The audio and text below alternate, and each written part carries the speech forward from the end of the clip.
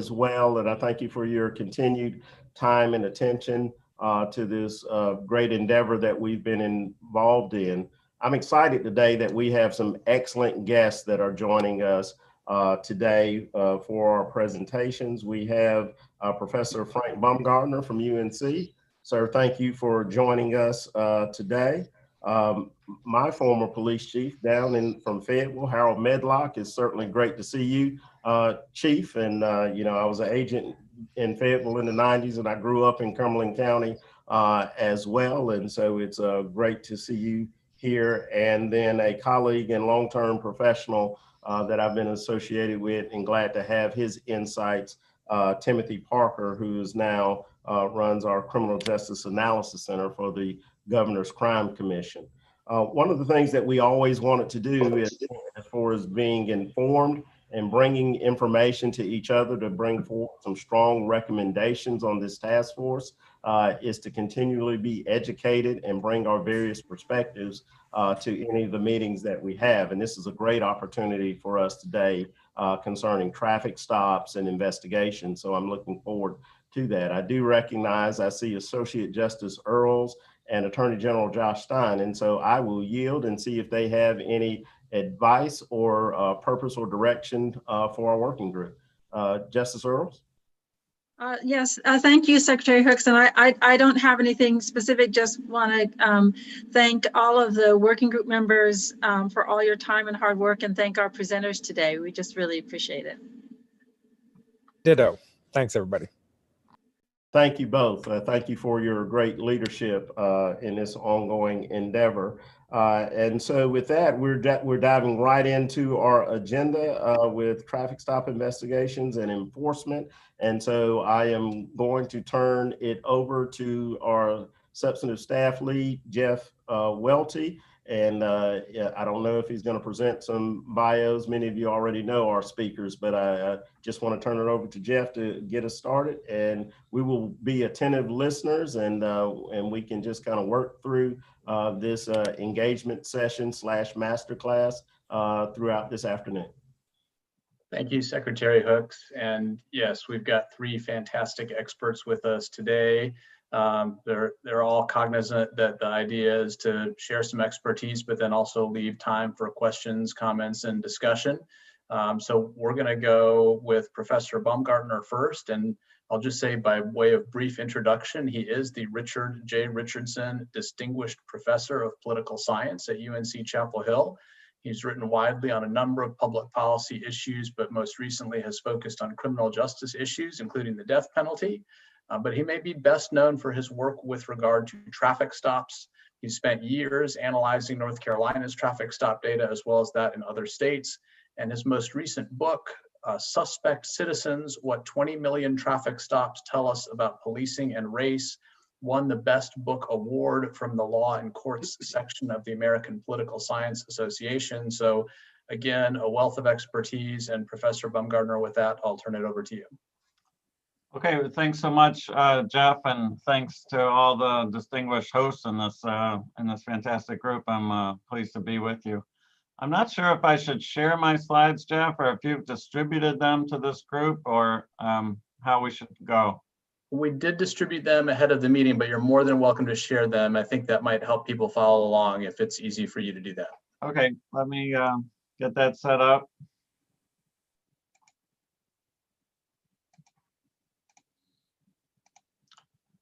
You should be seeing a title slide. Is that okay?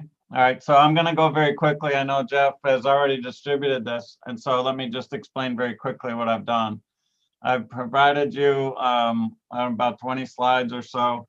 This, of course, is the form that officers used to fill out on paper. Now it's an electronic form, but anyway, that's the database that we have consists of what is listed on this form. And in particular, what I want to talk about today is after a traffic stop, what are the odds that the officer will decide to search the car or the driver?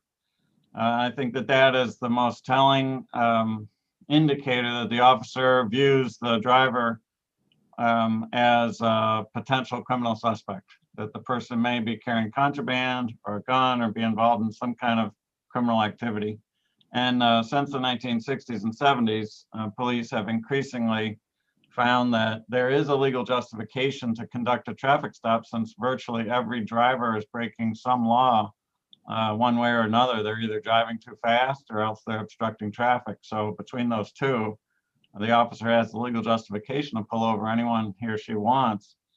So anyway, this is the form. Very quickly, some of you may not be familiar with the book I did. Of course, most people would not be familiar with it. A few of you might. A quick summary is just that we found that Black drivers are about twice as likely to be pulled over in North Carolina. Once pulled over, they're about twice as likely to be searched. We found that the typical contraband hit is a very small amount of contraband, so small that only about 10% of searches following traffic stops lead to the arrest of the driver. We also found that there was no particular bad police department in North Carolina, but the disparities that we found, roughly 2-to-1 search rate disparities, were ubiquitous. They were everywhere. They were every year, and they were in virtually every police department that we investigated. Furthermore, since publishing this book, we've looked at hundreds of localities around the country, and we have not found any localities or any significant share of localities that do not have these racial disparities. So I'm not in the game of singling out individual police chiefs who need to take a look at their practices. I'm in the game of suggesting that every police chief throughout the country needs to take a look at their practices. It's also clear that visual stereotypes drive a lot of what we observe. And every time we find a database that has another variable in the database that we can investigate, such as out-of-state plates or the make and model of the car, we find that we can hypothesize that the visual stereotype will lead to a higher search rate. And indeed it does every time. What I want to talk about today is two things: the difference between a traffic safety stop and an investigatory stop, and then probable cause and consent searches. The difference between a traffic safety stop and an investigatory stop is simple, I think, in concept, but it's a little bit more difficult and questionable how we can operationalize the idea in our data. The distinction that we want to make is when a person is going 90 miles an hour in a 55 zone, he needs to be pulled over and given a ticket and perhaps arrested. But that is a clear threat to public safety on the highways. An investigatory stop is when a police officer has some reason to be suspicious of a person or a car, and then finds a technical violation that would allow a conversation with that person. And since the traffic code combined with the vehicle code gives so many opportunities for us to break a law, the police can pull over virtually anyone in a moving vehicle. So we use the data that are collected by North Carolina to distinguish between traffic safety, which we call speed limit violations, stop sign violations, driving while impaired, and unsafe movement, safe movement violations. We'll call those safety-related traffic stops. And then all the others: vehicle equipment, vehicle regulatory, that's expired tags, seatbelt violations, others, we'll call those investigatory. We're going to eliminate the checkpoints from our analysis because in the state mandated data collection, we only know about checkpoint stops when there's an adverse action. So we eliminate those. Roughly speaking, in North Carolina, we have about 1 million to 1.5 million or 1.7 million traffic stops, and they're allocated about 50-50 between safety and investigatory purposes. The search rate for Black drivers is about 5%. The search rate for white drivers is about 2.5%. So the disparity, or the ratio of those two numbers, is about 2-to-1. However, with regards to searches that stem from traffic stops that were safety related, search rates are much lower, and the racial disparity in those search rates is also much lower. the traffic stops that were for investigatory purposes are more likely to have been motivated by the officer's view that there was something suspicious. And so the searches that result from them are much higher for blacks. They're quite low for whites, actually, and the racial disparity is much higher with regards to investigatory traffic stops as compared to traffic safety stops. And so you can see that the ratio, that the increase in the odds of search for the black driver is 49% when it's a safety-related traffic stop, but it's a 170% increased odds of search, a 2.7 ratio, when the traffic stop was driven by an investigatory purpose. So we calculate for every police agency in North Carolina the ratio of the traffic stops that are investigatory versus safety related. You'll recall that statewide it's about 1-to-1. About 50% are safety related, 50% are investigatory. But when we calculate it agency by agency and year by year, we get a lot of variability. And as the agencies move towards a greater focus on using the traffic code to conduct the war on drugs or the war on crime, they're more likely to conduct a higher share of investigatory stops. And when they do, they're on the right-hand side, they have a higher disparity in the searches. Black drivers are more likely to be searched compared to white drivers. Whereas at the left-hand side, when the traffic safety rather than investigatory purposes are emphasized by those police agencies, there's actually no statistically significant difference in the search rates for white and black drivers at the extreme left side. Similarly, as we move towards greater emphasis on investigations, black drivers get more warnings, black drivers get fewer tickets, and black drivers get arrested more.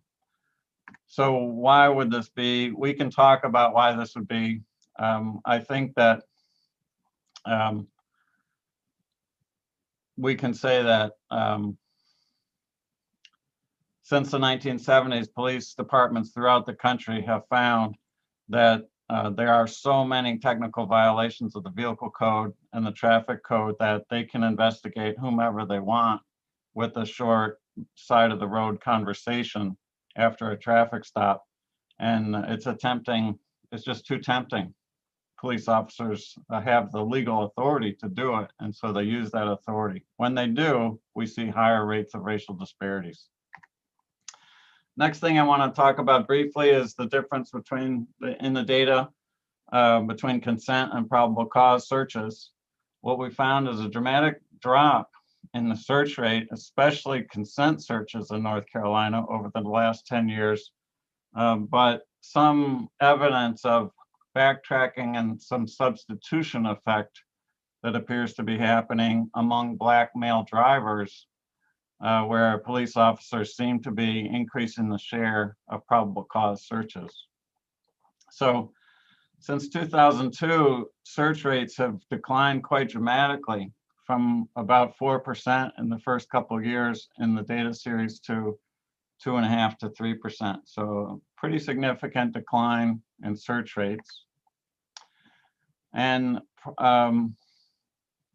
probable cause searches as a percentage on the left-hand side of the graph that you see there have increased quite dramatically from less than 0.5% of all traffic stops to over 2%. And then consent searches have declined quite substantially from about 2% to less than 1%. Search rates are higher for black women than for white women, but search rates for female drivers are very low.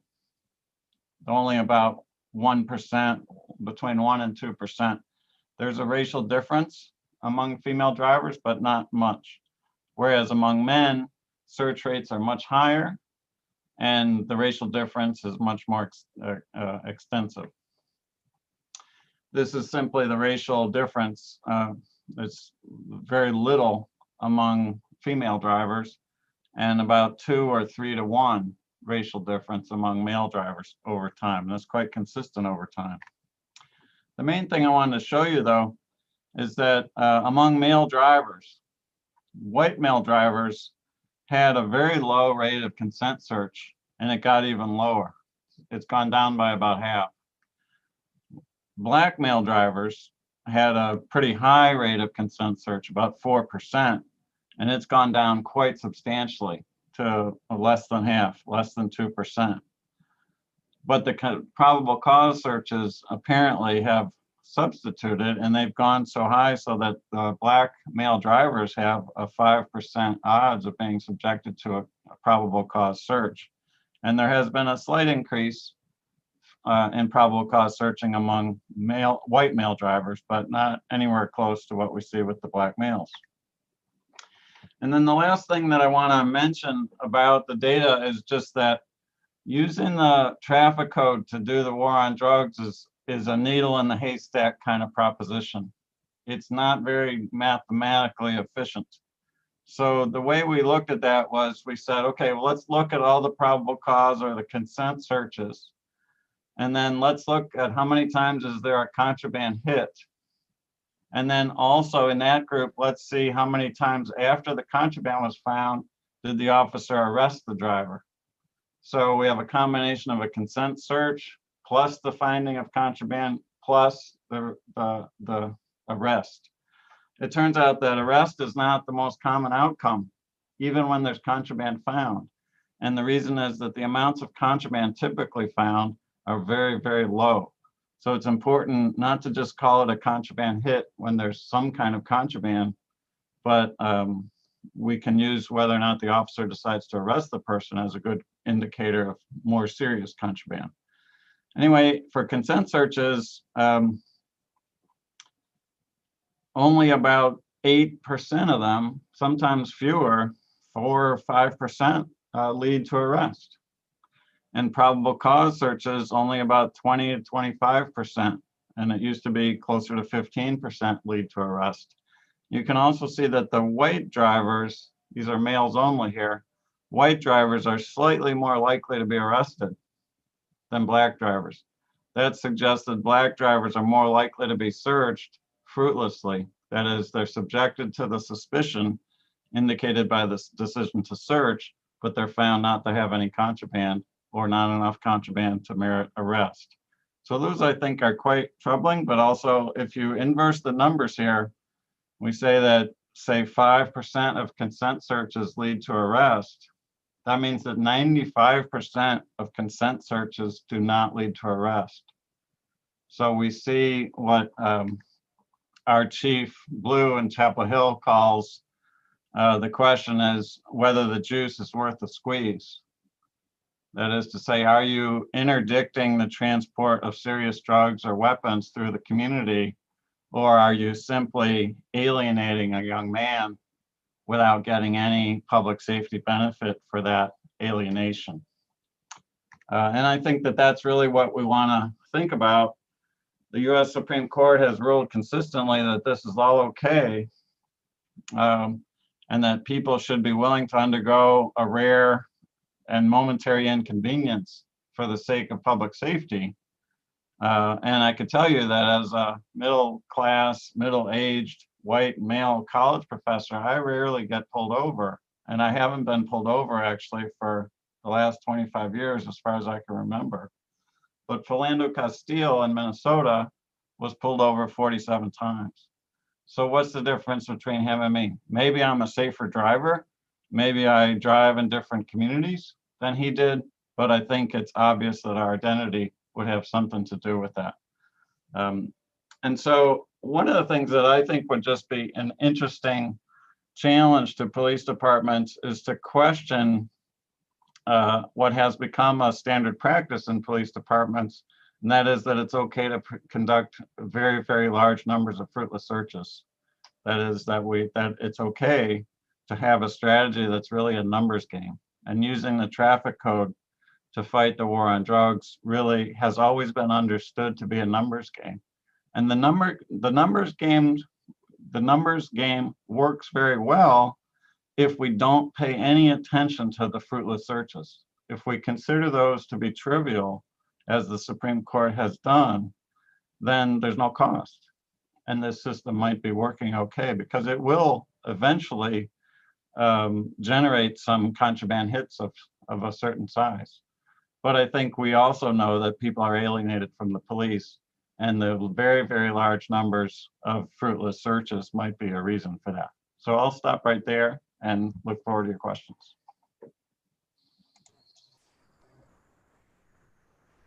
Thank you, sir.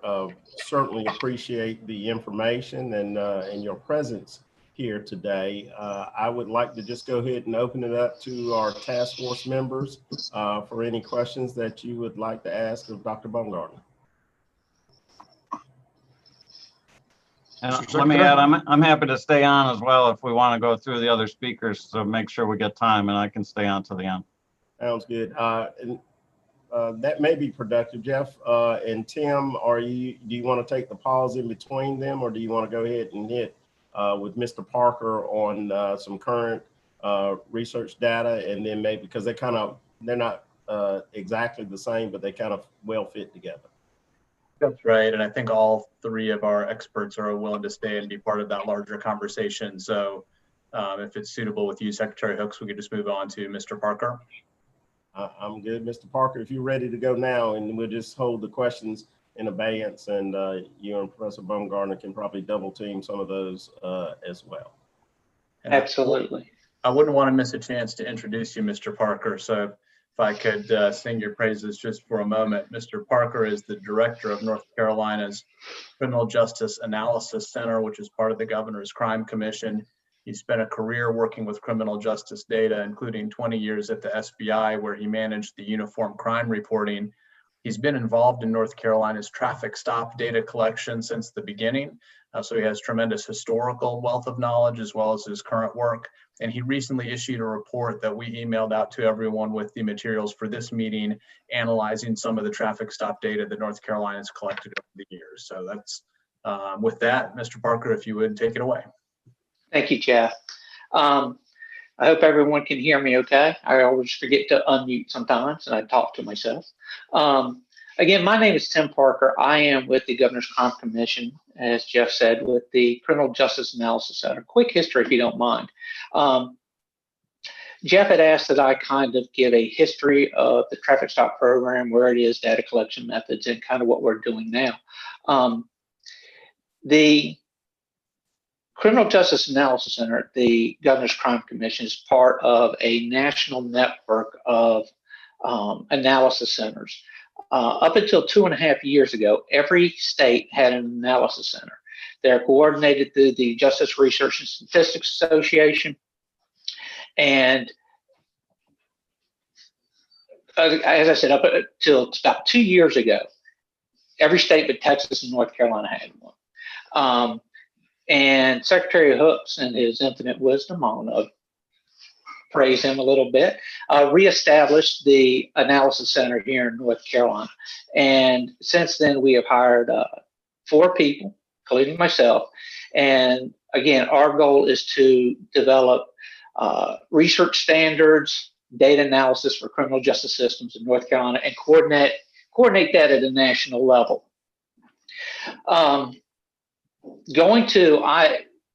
As part of the Statistical Analysis Center, we have been looking at the traffic stop data as of late, and we put out what is called a Justice Analysis Review as a quick info sheet.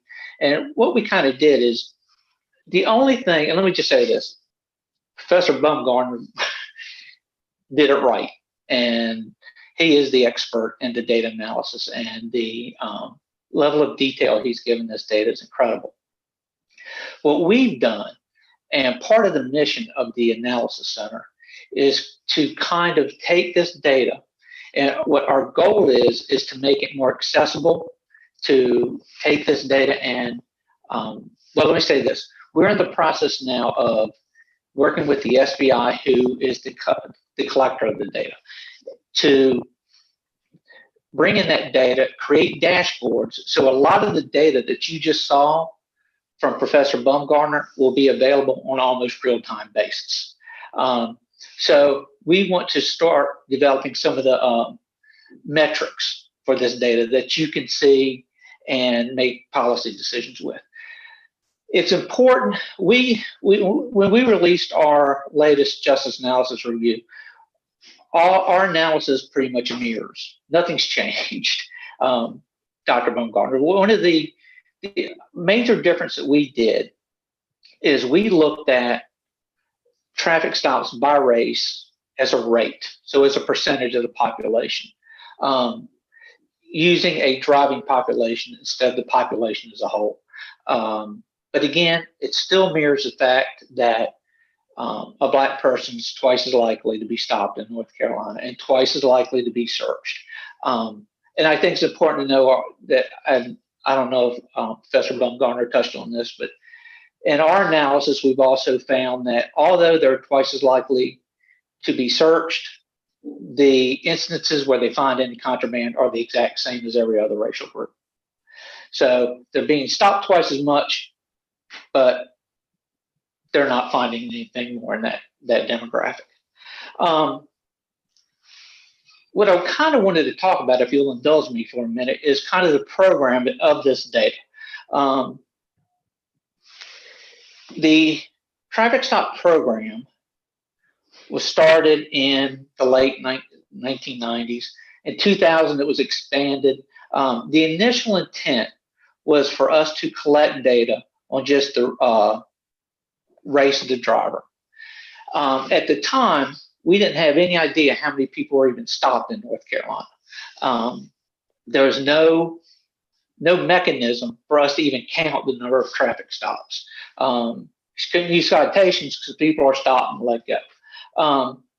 The law was passed, and we went out. It was my job to go out and tell every law enforcement agency, well, not every, I'll give you a minute and I'll get into that, that they had to start reporting to Raleigh the age, race, and sex, and what you saw in that traffic stop report to North Carolina.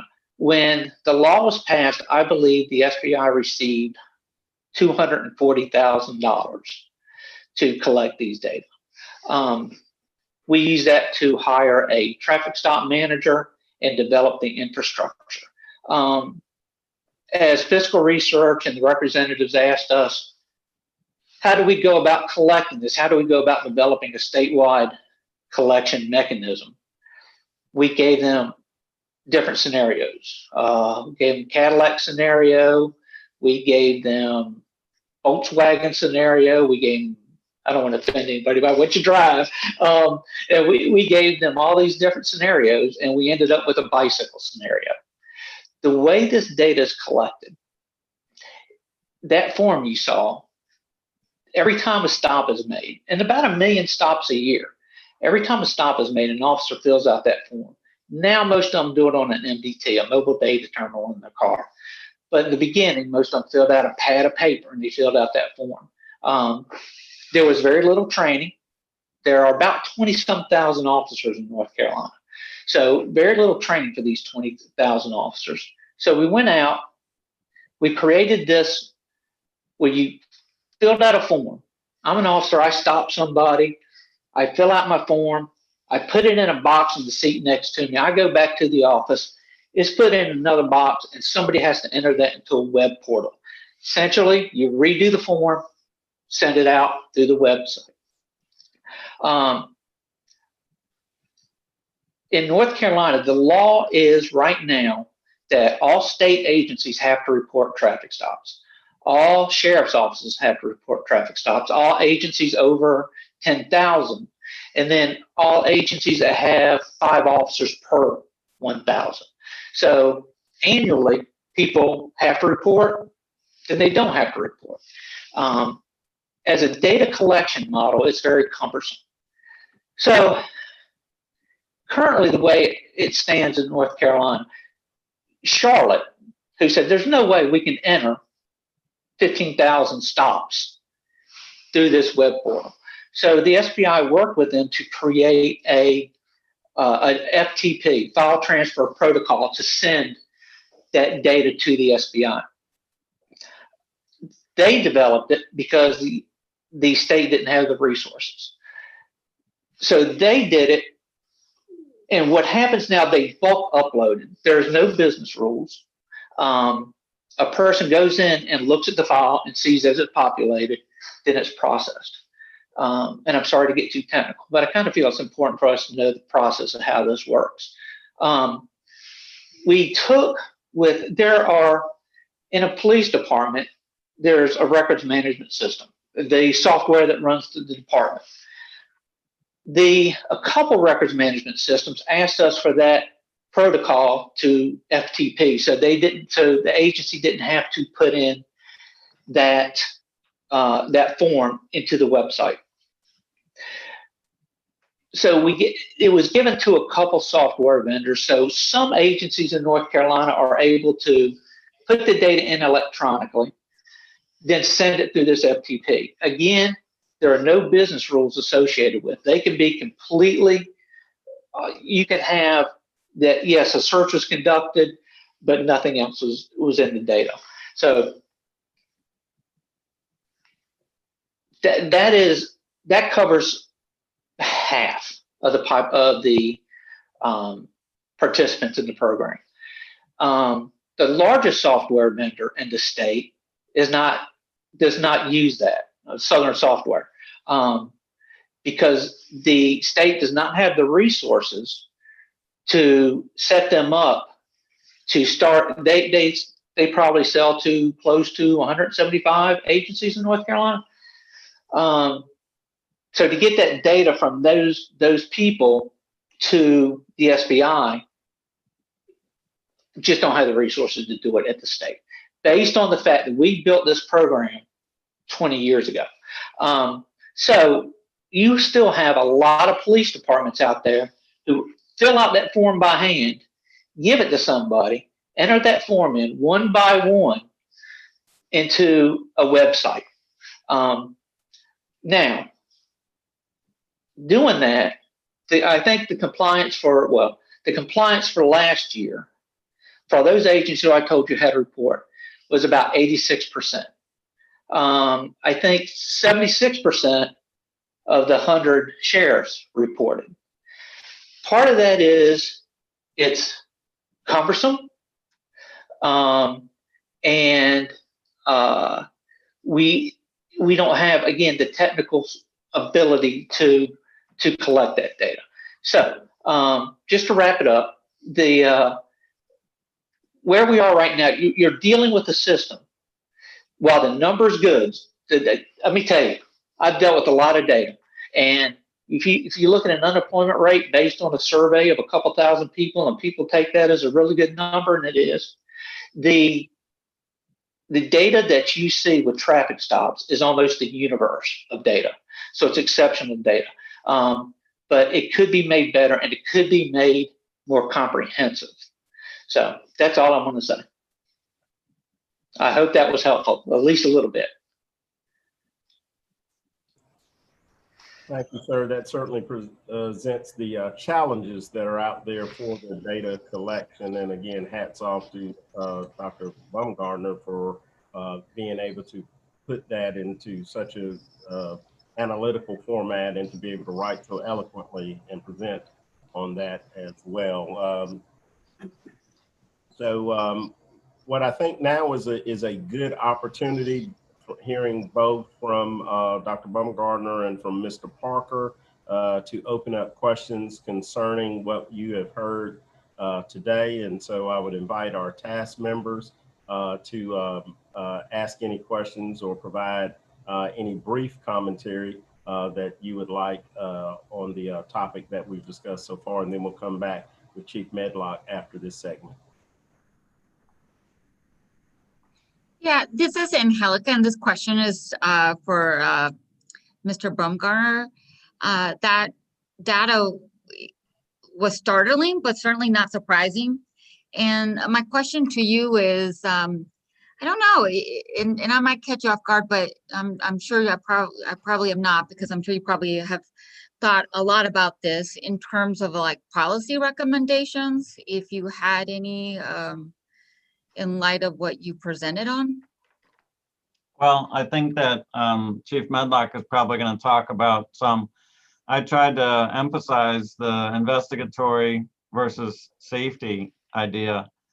And I really think that, you know, there's two goals of the traffic code. One is to stop people from burning through stop signs and stop people from driving 40 in a residential street. And those things are really important.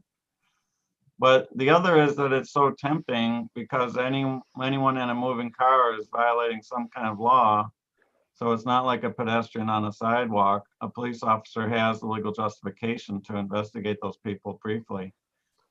So it's become standard police practice to use that power.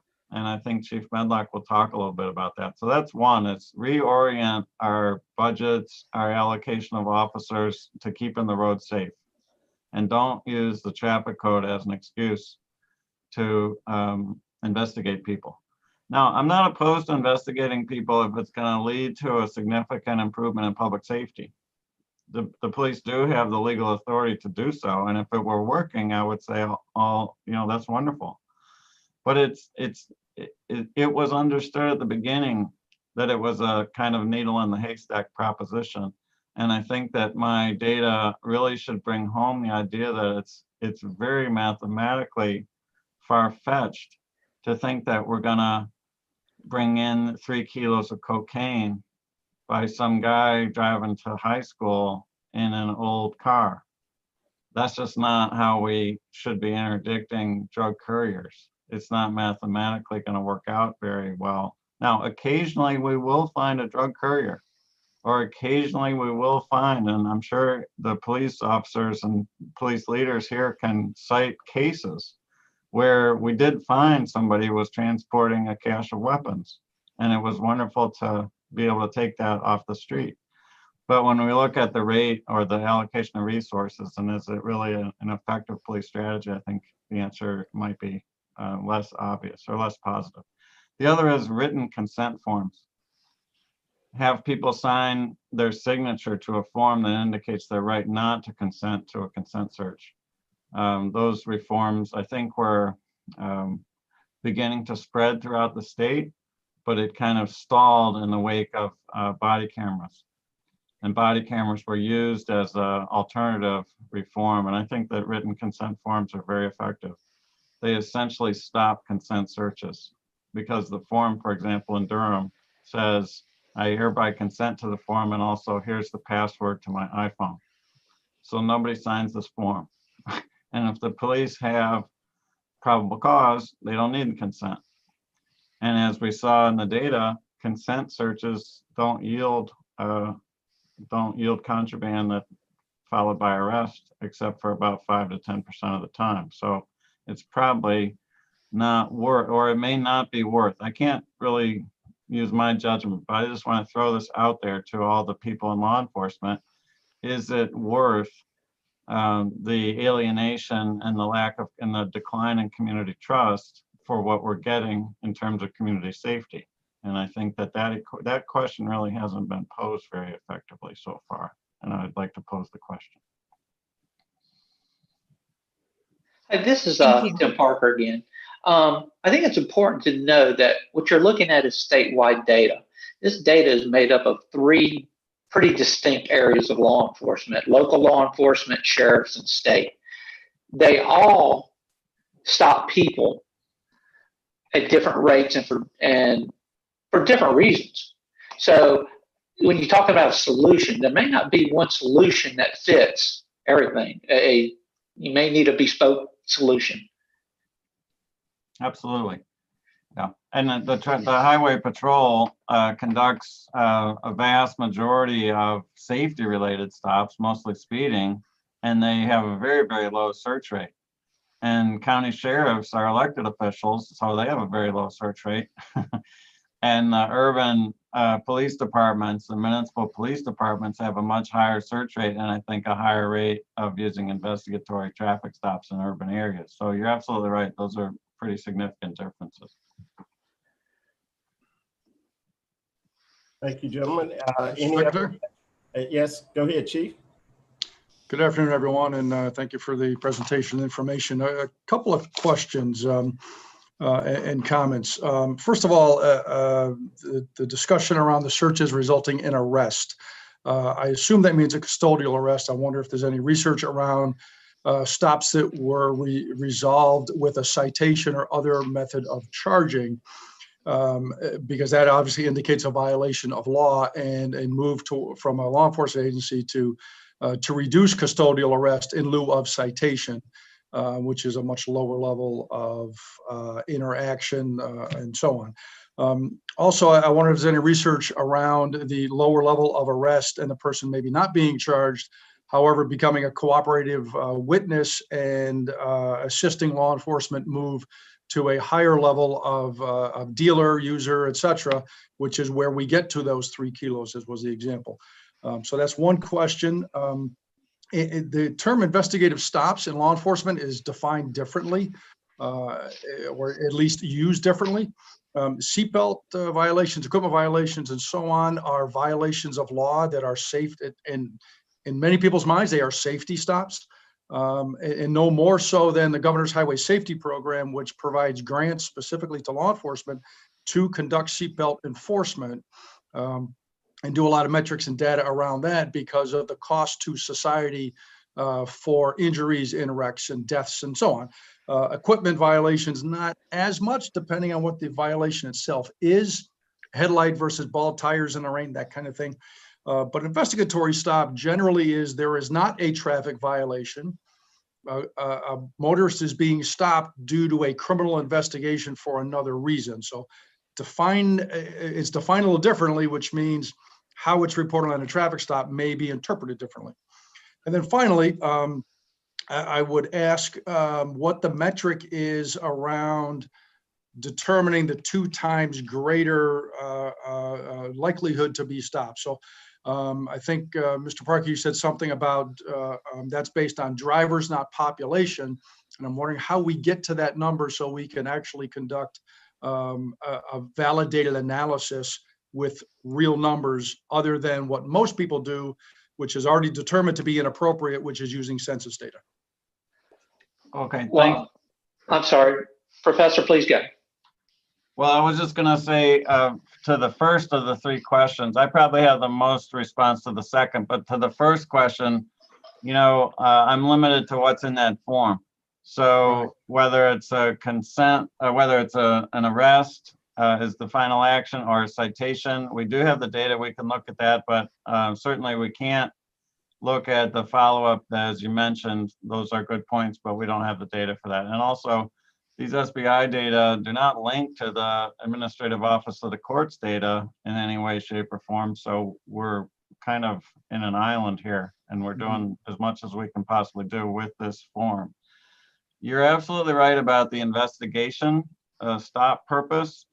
And I tried to be clear in my slide, and I know that it is quite questionable, and we had to make some judgment calls just to make the distinction between, grosso modo, the ones that are more likely to be safety related, and the ones that might be more likely to be the judgment of the officer that he wants to investigate or talk to that driver.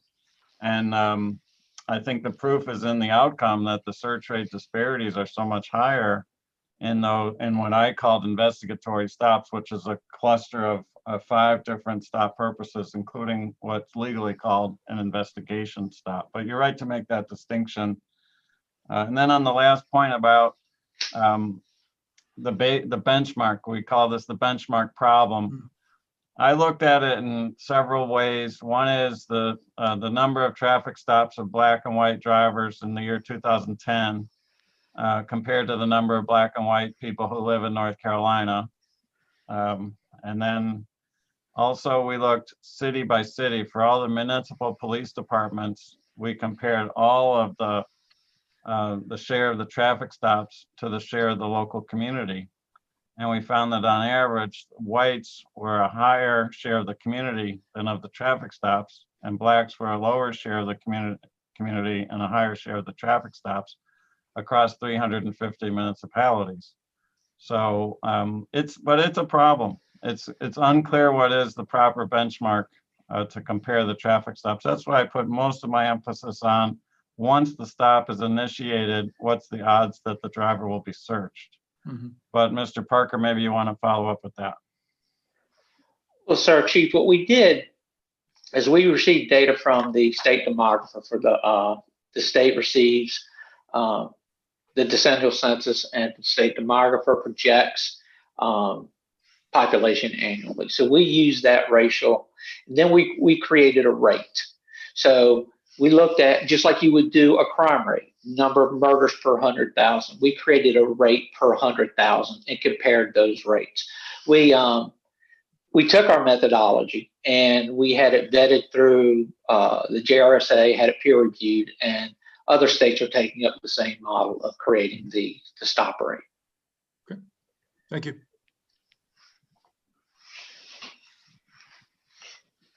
Any other task force member have a question or comment that to lend to the discussion? And just as a way forward, so you know, right now I have 146, and what I'm going to do is I have this opening part for questions, then I'm going to ask Chief Medlock to present at 2, and then reopen it back up to discussion or questions too. So we won't be limited, but just so you know that you're tracking that, we're going to get Chief Medlock in, and he can answer some of those questions about how he has dealt with the challenges of the data and put it in a implementation guidance for police departments.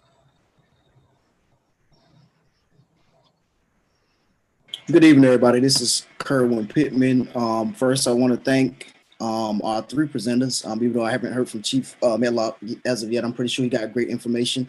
Mr. Baumgartner, I've been following your work for quite a while, and I appreciate all that you do. And Mr. Parker, I definitely appreciate all that you're doing as well. So I have a question for both of you.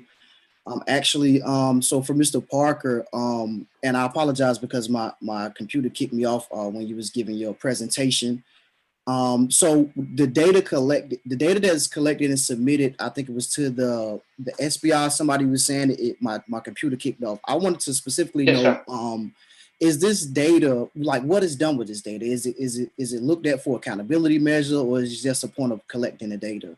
And before you answer that, and Mr. Baumgartner too, so your investigatory stops, is that the same thing as pretextual stops in law enforcement terms? Well, I will go ahead. And the traffic stop form should only be filled out for a traffic stop, for the Chapter 20 violation. Shouldn't be filled out for if you make a felony stop. It's only for a traffic stop. Your question about the data collection. The data that is put in through the website, and imagine how cumbersome that is, does have some business rules put in. So if you don't put in the race, it won't accept the form. It'll say, hey, you need to put in this race. And if you say a search was committed, then you need to fill out that. It won't let you go forward without that data. Now, the data that comes from Charlotte and the larger cities is what they call a flat file. So it is just data in a file, and it is not quality controlled. So when that data is sent through a file transfer protocol, an FTP system, for every file, somebody at the SBI has to open that file. They look at it and they go, there's data in there. And then they say, we accept it. So after that, once the data is in the system, they do have a traffic stop manager who does some, I guess, some quality control, and that quality control is limited to, oh, I've got data from them, but they don't really do analysis of the data. And that's kind of why we were brought on. Yeah, Mr. Pittman, I could say that as far as I know, when I published, I did a report in 2012, and then I followed up with a book in 2018. And as far as I know, that it was the first substantial analysis of any of these data that have been collected all the way since 2000. So it is quite surprising. The other thing I wanted to mention to Mr. Parker, for whatever reason, the Highway Patrol, which is half the data, every single one of their traffic stops occurred exactly at midnight. There's no time. There's no time information. They all are 0 hours, 0 minutes, and 0 seconds. So that would be wonderful to get the time of day from the Highway Patrol, which is 10 million stops. The Highway Patrol makes up about 38% of all the stops. Municipalities are 52%. Yeah. There is, when I was talking about that business rule isn't in effect. So when they dump that data, that business rule isn't there. Yeah. I'm very just busy at midnight. Yeah. What we need to do, and I shouldn't say, let me go out on a limb here. What we need to do as a state is go back and revisit how we collect that data. Let's do it right this time, and let's collect that data and make sure it's right coming in. Right now, a person, again, has to physically go in and look at every electronic file that comes in and says, okay, there's data in there. The technology is so far past what we did 20 years ago, and we could get so much better, more comprehensive data. It's unbelievable. So, Mr. Pittman, I do want to answer your other question about pretextual traffic stops. That is the concept that we would have, that I would have liked to be able to talk about. And so I've done my best. I didn't want to use the word pretextual, so I used the word investigatory, and maybe that's confusing. But I don't want to assert that these are all pretexts. But from the search rates being so much more racially disparate with what I called investigatory non-safety stops, that's the general idea, that they may be more likely to have been driven by a suspicion in the first place from the officer, who then decided that he had a legal justification. So that is the idea of what we wanted to get at. And the best I could do, which is imperfect, is make that distinction between the stop purposes. All right, thank you. And Mr. Pittman, I'll add just a little bit of context just from my background. And when the law was passed, of course, my career has been primarily with the SBI. The SBI was to be the repository of this data. And so you are correct that there was not this robust analysis of that. And to move us forward to a couple of years ago, when I came into this new role, as Mr. Parker has alluded, we established the Analysis Center within the Governor's Crime Commission to analyze this data and really get on top of what we're there. And Mr. Baumgartner, thank you for educating us as well. And of course, the Highway Patrol reports to me. And so I'm gonna, as soon as we get off this call today, I'll be asking about that time of day of stop as well. So thank you. Thank you.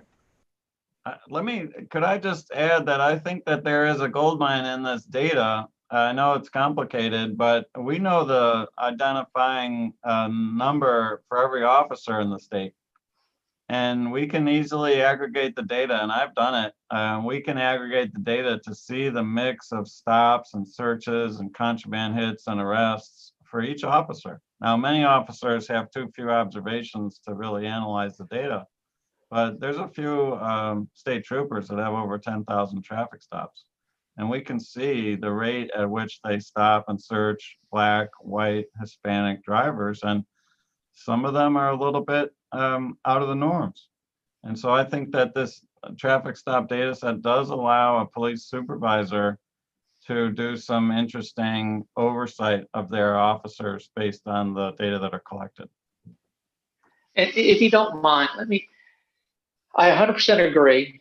And what you're going to hear from law enforcement, which is an accurate statement, is that an officer may be assigned to a beat that is predominantly one race over the other.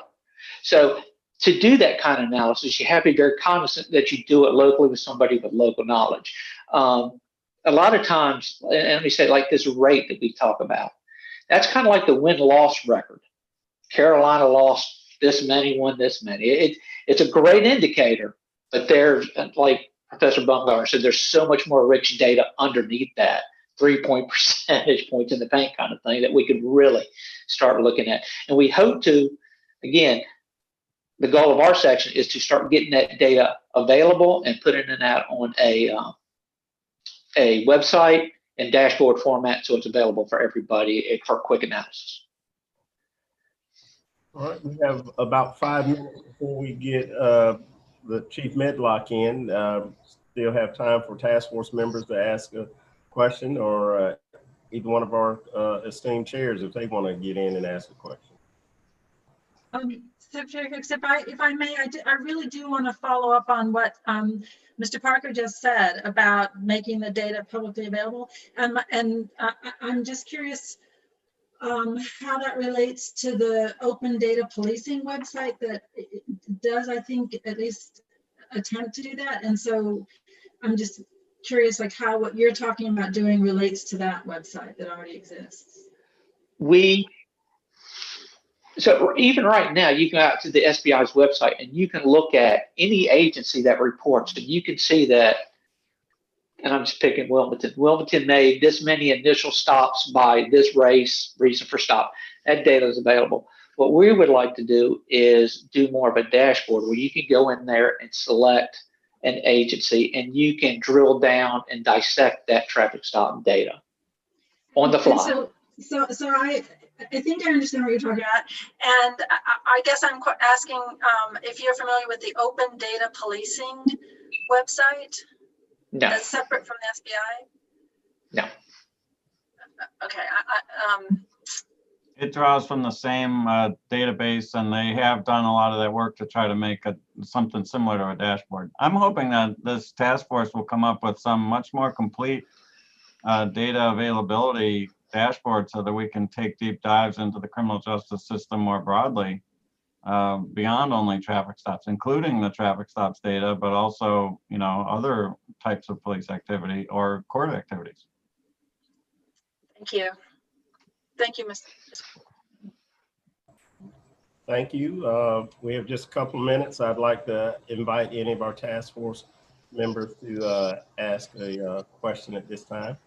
If you have one, real quick, and if not, we can jump on over to Chief Medlock for his presentations as well. And so, but I will, before that, I'll ask Mr. Parker and Mr. Baumgartner if you would kind of think on this while the chief is talking, if you have any insights as toward traffic stops that that may be impacting minorities because of financial reasons, such as the inability in some sectors of some communities they don't have the financial wherewithal to have insurance up to date, tags up to date, those type of things as well. So if you would marinate on that while Chief Medlock talks, I'll come back to the question.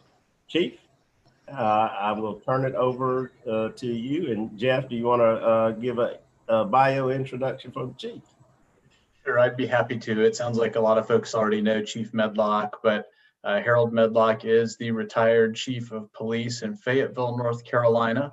Before that, he served a couple of decades in the Charlotte-Mecklenburg Police Department.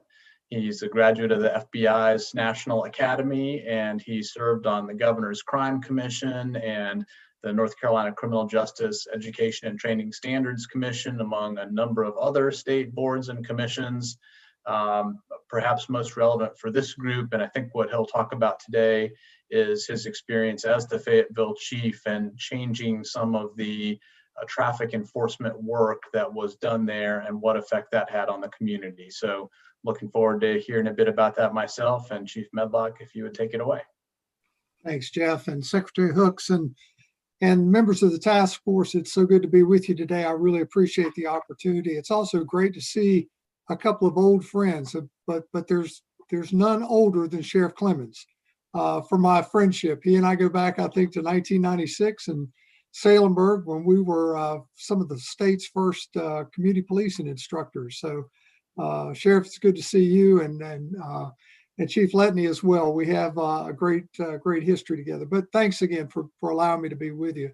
I'm going to share my story, and it will be very high level and hopefully prompt some questions, and I'll speak fast, which is really difficult for a Southern boy. So bear with me this today. You know, I was hired in Fayetteville to deal with a lack of trust and transparency between the Fayetteville Police Department and members or citizens from the city of Fayetteville. The previous chief who's a friend of mine, had retired, and the city manager, previous city manager, had been asked to leave, and so the new city manager came in, and I was hired as a result of that. You know, I just need to share with you my first day on the job. I walked into an office. The only thing in that office was a desk, a credenza, and a 2.5-foot stack of papers on the corner of my desk. And I asked one of my assistant chiefs what it was, and she said, "Those are your traffic stop reports for the last 2 months." And I said, "What am I supposed to do with those?" And she said, "You're supposed to review each one of those and sign them." And I said, "Chief, get those things out of my office. I don't ever want to see them again." And she said, "Well, it's a requirement that somebody reviews them." And I said, "And the supervisors of those officers will start doing that today."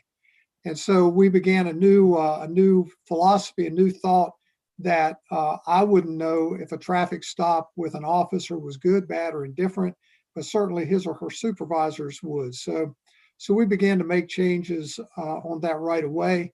And the supervisors were required to review those traffic stop reports every month with their officers.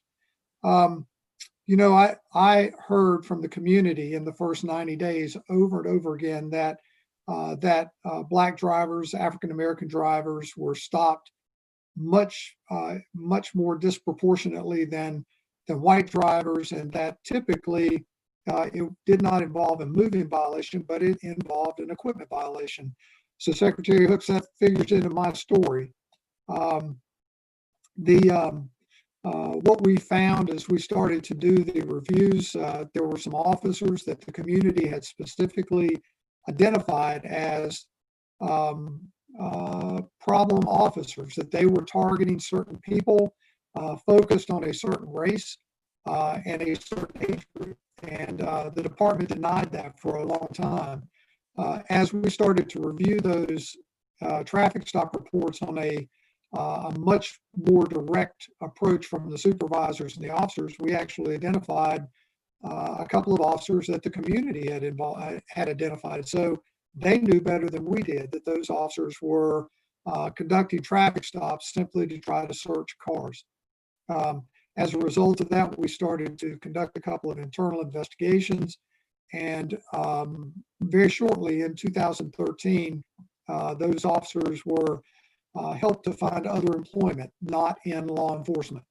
We made sure that we were not going to send those folks out the door. And so as we, to another agency, so as we continue to do our work, I again heard from the community, and I made a decision that we were going to stop as a department. We were no longer going to conduct equipment violation stops, or regulatory stops, that we were only going to focus on moving violation stops, those stops that save lives.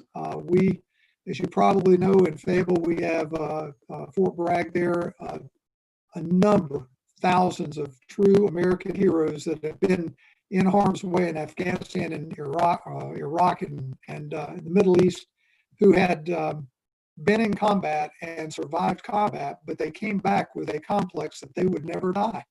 And so they were buying fast cars and fast motorcycles with that money that they had been paid while they were on deployment, and they were quickly going too fast in many cases and being involved in traffic fatalities, either where they were the victim or someone else was the victim. So we had a very high traffic fatality rate. We had a very high traffic injury rate in Fayetteville, and as a result, we had high insurance costs in Cumberland County. And I didn't think that insurance would ever be more expensive than it is in Mecklenburg County, but lo and behold, Cumberland is the state's highest for insurance costs. So as I made the decision that we were no longer going to do this, I met with the entire department, and I mean the entire department, the 400 officers that do the work, the 200 or so administrative folks that we had, and I did this on a quarterly basis, but in late 2013, I met with every member of the department, stood in front of them, and I said, we're no longer going to conduct regulatory stops. We're no longer going to conduct stops that will allow us to simply search a car we're going to focus on those traffic enforcement issues, stop sign, stoplight, speeding, DWI, and to some degree seatbelts. But the big four were the moving violations for me. And I said, that's what we're going to focus on. And so you can imagine that those 400 officers, they all stood up, slapped me on the back and said, Chief, you're right. That's what we're going to do. And went out and did what I asked them to do. Well, they're cops and they're human beings. And the response was, well, we'll show that old man. We'll just quit making traffic stops completely. And so our traffic stops dropped to a ridiculous low in late 2013 and 2014. My officers simply were not making traffic stops. One other thing I limited them from doing was making those kinds of traffic stops in neighborhoods, unless we had a complaint from a neighborhood that had stop signs, stoplight violations that were, again, dangerous to the community. My instruction to the officers were make the stops on the thoroughfares, the racetracks. And so again, we started to do that. The traffic stops dropped. And, you know, I'm a very confident person, but when the traffic stops dropped to that all-time low, I became very fearful. I'll tell you that now. I wouldn't admit that in 2014. So I brought in a number of officers and a few supervisors that I felt somewhat understood what I was trying to do, and sat down with them and we had a discussion. And I simply asked them to go out and enforce moving violations to keep people alive. And so these 10 or 12 officers went out, a couple of supervisors, and they started making those stops that matter. That takes some skill, by the way, to articulate a stoplight violation when you're watching the line into the intersection, the yellow lights are red, the car going across at what point at that white line, and then being able to articulate that requires skill. And I feel like we had lost that. I think we have lost that to some degree in law enforcement. The same with what constitutes a stop sign violation. How slow do we allow somebody to roll that sign? And then finally, the DWIs, the ones that cause so much damage usually to innocent people. That requires skill. These officers went out and began to make those traffic stops, and you know, cops again are human beings, but they're cops first. And so they saw the officers doing the things that matter, and slowly but surely, it came across the entire department. And so we had more and more officers making stops, but they still weren't ready to admit to me that they were actually conducting these moving violations and writing people what I call the big tickets. Those of you in law enforcement know what I'm talking about, a uniform citation. We used to call that a big ticket in North Carolina, and then the warning ticket was the small ticket. So what we found was that the traffic stop reports were being made, but our uniform citations were still down. But there were a number of the warning citations for those violations allowed the officer to engage with the violator, with the driver, and talk about why they stopped them, and you know, those things that you expect to come from cops certainly came as we started this move. Well, drugs are going to be rampant in our community. Guns are going to be rampant. The bad guys are moving the drugs and the guns across our city, and so we're not making stops to stop these vehicles. There was, you know, the concern that if I'm not searching a car, I'm not doing my job, and we certainly had to correct that thought process. And so as we began to move into this new way of doing business, what we found was that our uniform citations were still very low, but the warning tickets were high. One of the things that came of that was really something I wasn't expecting. Number one, complaints against officers went down. Number two, we didn't see a spike in violent crime, which I'd been told we could expect that there would be a level of violence that would occur because we're not making traffic stops. Number three, there was a reduction in injuries to drivers and officers on traffic stops. And number four, and this was what was really interesting, was there was a better job satisfaction from the cops because they were not being berated. Every traffic stop was not a confrontation. And so the level of citizen interaction, officer interaction was better. Our folks were talking to our citizens, explaining why they stopped them.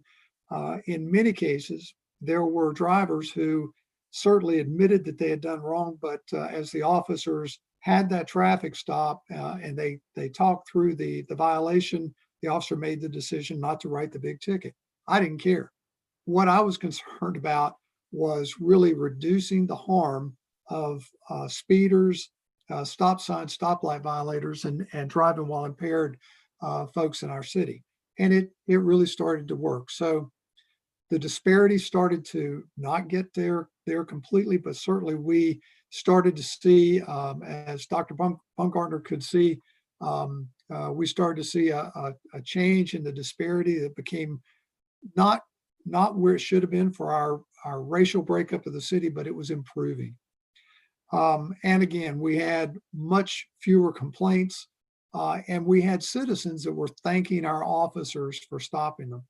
Now, I'll never forget, I just need to share this. I was at a community meeting one night and this lady walked up and she said, "Chief, you know, I met one of your officers the other night and he was the nicest young man." And I said, "Really? Well, that's good. What was the circumstances?" And she said, "Well, you know, he stopped me for speeding, but he was the nicest young man." And I said, "Well, that's great." I said, it sounds like he gave you a warning ticket." She goes, "Oh no, he gave me one that cost a lot of money." She said, "But I earned it. I deserved it. I was speeding and was not thinking. My kids were in the car, but he was so kind as he gave me that moving violation." Those are the things that encouraged me. The other thing that I found was in our traffic stops early on, I called it playing the lottery. The cops don't like to hear this. And so Secretary Hooks and Attorney General Stein, please don't take this tool away from us. But my officers were playing the lottery. And I saw this in Charlotte as well. And I'll give you the example. We would have officers that would pull up, say on Skybo Road, which is a 6-lane, 3 lanes in each direction, pull up to an intersection. They may have been second or third in line, but there were 3 cars in front of them. A car in the middle who might have been driven by a very attractive female. You pick the race. I don't care. But looking through the rear glass, they see what they think to be an attractive female. To the right in the curb lane, you have an older vehicle driven by an older African-American male. And then to the left, you have a very expensive foreign car being driven by a guy that looks like me, older, white, but looks affluent. By the way, I'm not affluent. But those 3 cars, the officer can then sit and run all 3 tags on his or her computer while that stoplight is changing, and all 3 come back with the same violation. And all 3 would have an insurance stop on their car. Who's the least likely to get stopped? I'm going to give you the answer. The white guy. That's a fight. That's a legal fight that's going to end up in court. The second least likely is going to be the female, because if it's a male officer, he's got to see, what that young lady looks like. And I use that as an example, not that we're stopping people or ladies for that way, but the most likely is going to be the African-American male who's driving the car that is a few years old. Not that it's in any kind of condition, but it is what we see, what our perceptions are, and then what our biases are. I'm sorry, but that has something to do with it. That helps drive that officer's decision on which of those 3 cars to stop. So I forbade my officers from doing that kind of work at traffic stops. I don't want to see you playing the lottery or playing the slot machines, the lottery at the stoplight, and then stopping those cars, because we can see who's running tags when and where. And again, that started to bring up that disparity.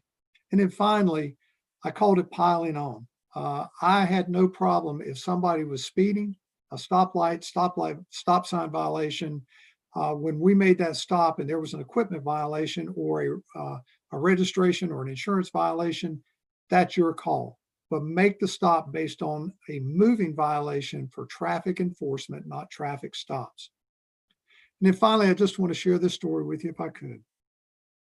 We had a young man in our community that was really public enemy number one. And he was suspected of several murders. And Secretary Hooks, you would know him when I call his name. I'm not going to, but if you want to compare notes, you'll know him. But they were stopping this young man over and over and over again. And so he and his mother, he's 26 years old, he and his mother came to see me one day. And he said, your officers continue to stop and harass me. And he said, I don't carry guns. I don't carry drugs in my car. But sooner or later, either I'm going to end up dead or one of your officers are. And that's a pretty staggering kind of thought to have. And so I just shared with him that we're no longer doing those kind of stops and he shouldn't expect it. And if he does, that he should let us know. But I also told him that he needs to make arrangements for whoever's going to raise his children. He needs to go ahead and make those arrangements. And he said, well, why should I have to do that? I'm not a criminal. I said, well, I understand that. I appreciate that. And I'm not accusing you of anything, but you need to make those arrangements as to who's going to raise your 3 kids, because you're going to end up in prison for a long time.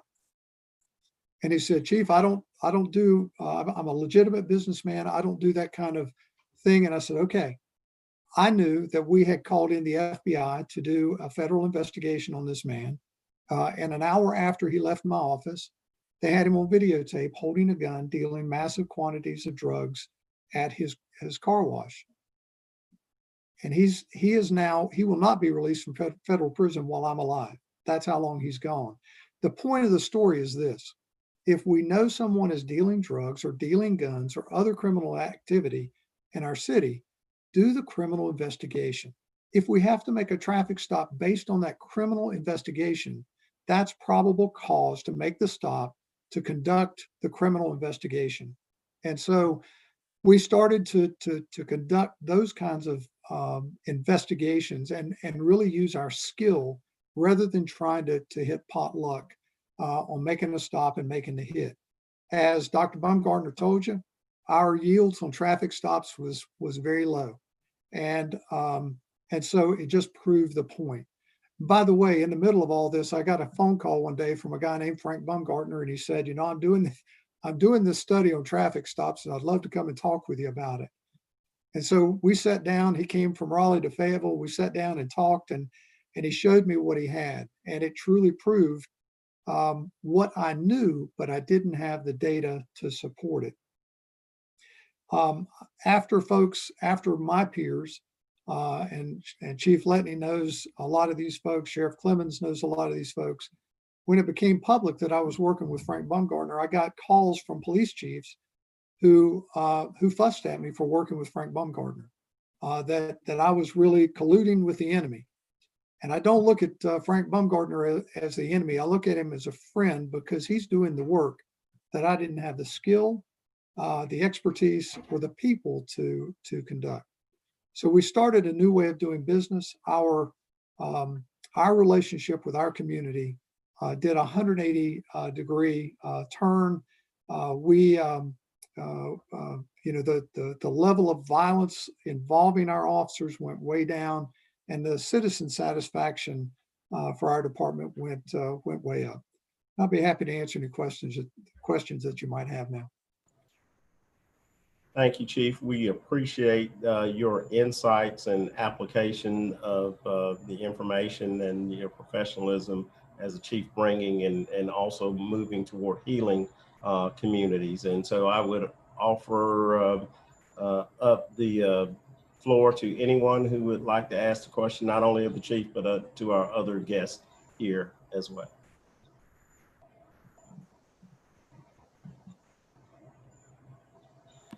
This is Kerwin Pittman. Thank you, Chief Medlock. That was a great presentation. Like, I really enjoyed, and not to say I didn't enjoy none of the other meetings, but I thoroughly enjoyed this one today with the presenters.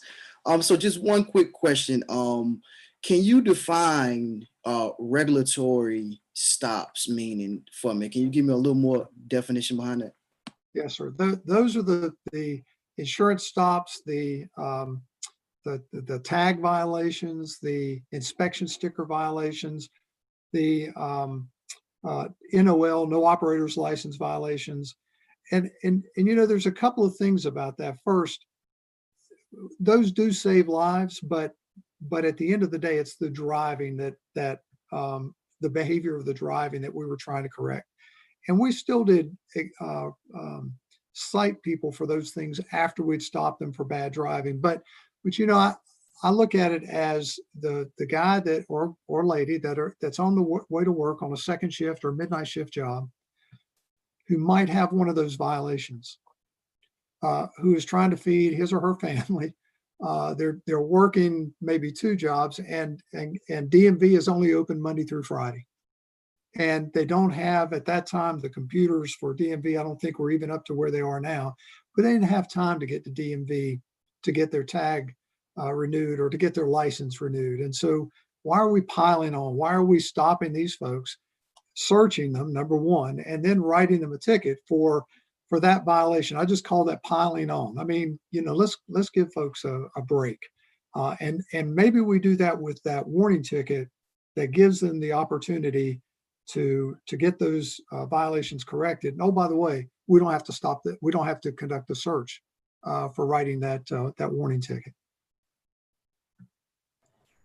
I think that feeds right into my point earlier, Chief, because as the nation, in particular our state, has come to look at ideas of systemic racism and their impacts in other areas, poverty and those things that hit communities of color maybe more stringently than they do in other areas. And so those regulatory stops, as you described, could be the reason for some of those police interactions as opposed to some of the investigatory stops, as we have continued to learn that that misdemeanor type drug usage kind of goes across the board at the same levels, but contacts with police may be higher for other reasons. And that opens the door to that it certainly is part and parcel to some bias, but it also may be to what people choose to enforce. And that goes back to what was presented earlier by Dr. Baumgartner, is the juice worth the squeeze in making those decisions? But, and I think it also highlights what you have brought to us, what Mr. Parker said, that those true analysis of those, even though they have great value in the academic sets and as for task forces, they really have to be made at that community level where decision makers are involved with their officers on the front line about what they're doing, why they're doing, and then also funders, you know, at local municipalities, how are they counting, how do you count success for a department? Did you face any criticism or was it difficult working with council who says your traffic numbers are dropping and we're not going to fund you based on that, when you certainly were improving community relations and the relationships in community that may help you in many other areas? You know, Secretary, I didn't. And I'll tell you, there's something that's really important about North Carolina that we don't appreciate because we live here. Number one, we don't get any revenue. Departments or cities, towns do not get any revenue from citations. And I think that is really, really important. There are other states that whose cities and towns survive on revenue from violations or from court fines. I think it's critically important that we maintain that. So my council was and the mayor and the city manager were very happy because they weren't getting the complaints. Their city council meetings now went from complaints about the police department to complaints about everything else, which suited me fine. You know, all the things that folks come and complain about. So it really wasn't an issue for us. And again, when they're hearing from their constituents that they like the police department, that we're doing the right things, that you know, the relationship is better, you know, that makes their life easier. I should share too that as we did this, I didn't put any kind of written order out. I simply met with the officers, the employees, and told them this is what we're going to do. I never put any kind of a written order out. I simply said, this is what we're going to do. And I followed it up. I stood there and took their heat, face to face, and there was some heat.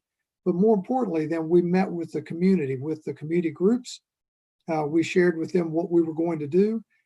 They understood what it was that we were going to do. And interestingly, we had several communities who said, well, wait a minute, we've got a bad stop sign in our neighborhood that is run all the time, and we have kids playing in the street. I said, duly noted. You send us an email saying that you've got this problem and we will help you with that problem. So we were then responding to a neighborhood complaint, not just down there. So because we knew it was I use the term honey hole, but because it was a honey hole, easy to write tickets. Thank you, sir. Task force members, any questions or follow-up, or either of our guests, if you have some more insights to offer, feel free. Yes, Secretary Hooks. I'd like to thank all of the presenters and Chief Medlock. What you're doing is one of the things we mentioned. I'm sorry about changing the culture when you said you did not have anything written, and being a frequent visitor to Fayetteville. I thank you. My 92-year-old aunt lives there. How about that? So I'm wondering how we can incorporate this, members of the task force, in what way, shape, or form that would be beneficial to the citizens of North Carolina. Because I've heard the other presenters mention that the disparity exists and there's a bias in the stops. So how do we incorporate this for the good of the citizens of North Carolina? Thank each and every one of your presenters today. Thank you, Ms. Maxwell. Sheriff, did you want to get in? Yes, sir. Thank you, Secretary Hooks, and members of the panel, and also our presenters.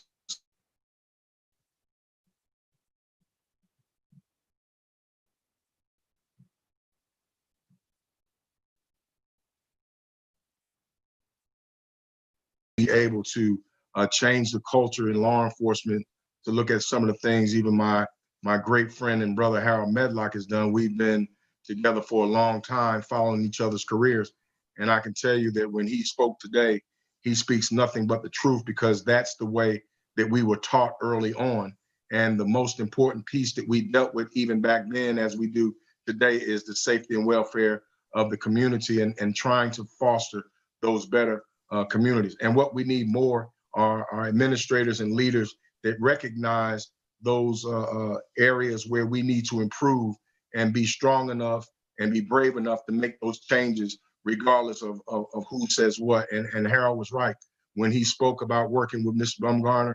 There were people that didn't like it. There were people that viewed him as the enemy. But however, you see where we are today, and because of the stance that Harold took, is the reasons why we have information, the reason why Mr. Bumgarner and Ms. Kelly can put out the information that they're putting out. And the number one goal is to create better law enforcement agencies and better relationships. All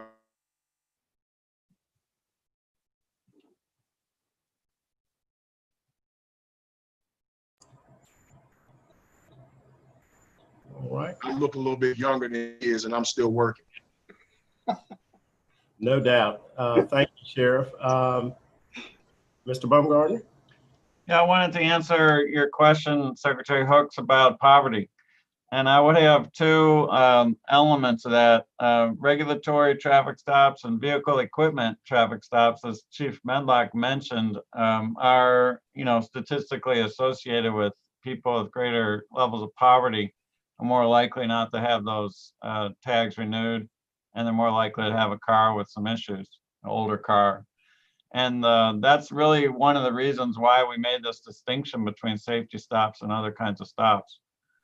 In the state of Texas, I was able to get a database that has the vehicle age and also the vehicle brand. And if you drive a Tesla, you have a very low rate of search. And Black and Hispanic drivers in Texas benefit also from driving luxury vehicles, but not as the vehicles get older and older. And so we can, when we get the data to estimate levels of poverty, which is not really easily available in the North Carolina data, we do see impacts separate, and it's almost like a double whammy effect between being of a racial minority group and then being having indicators of poverty. That it accelerates or amplifies the differences. So I think as we think through these differences, it's about your age, it's about your gender, it's about your race, it's about your socioeconomic status, and it's about where you live.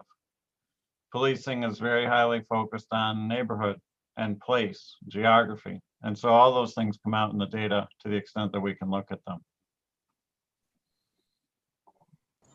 Thank you, sir. Any other feedback or questions from our group that's gathered today?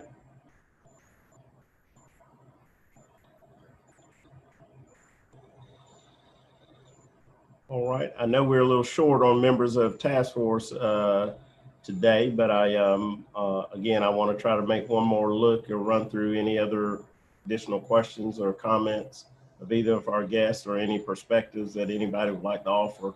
I'd welcome that.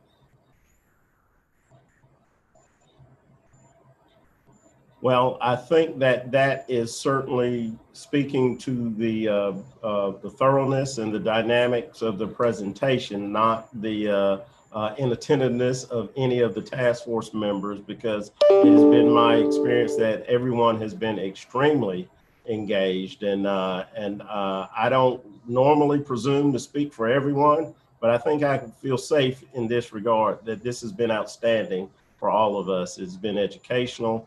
It's been interactive, and we are extremely appreciative to our guests. And thank you, Jeff and Greg, for lining them up for us today, because if we come to meetings and leave the same, then we're not getting the change in the forward movement that we all desire. And so I thank you all for your time and attention. I would like to offer Attorney General Josh Stein and Associate Justice Earls an opportunity if they have any thoughts or additional guidance for us before we sign off.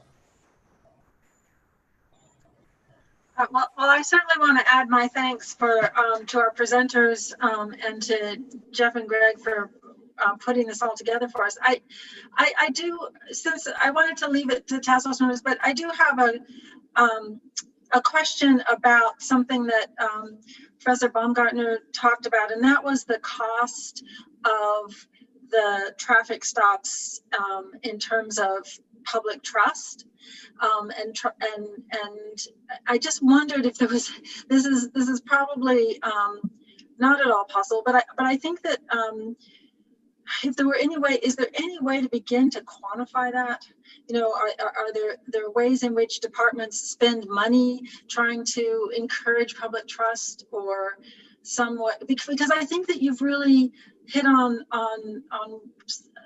an externality, if you will, that hasn't been taken into account sufficiently. That you know, like you said, the Supreme Court, the court system response is, well, if you know, there's no cost. If you're detained for a brief period of time and you weren't doing anything wrong and you're not charged, there's no cost. But I think in terms of our culture and what we've seen over the years, you know, driving while black started out as a catchy phrase, and it's become something that is the lived experience of certainly every black male that I know, and everyone in my family. So I guess I'm just, are you aware of any attempts to quantify that or help us measure that? I'm personally not, I raise the issue because I think it is an important thing to try to bring into the equation. The equation in policing, as you mentioned, supported by the judicial system, is that this counts for nothing. There's you know, it's a momentary inconvenience, and don't complain. And you should be happy that you didn't get arrested, actually.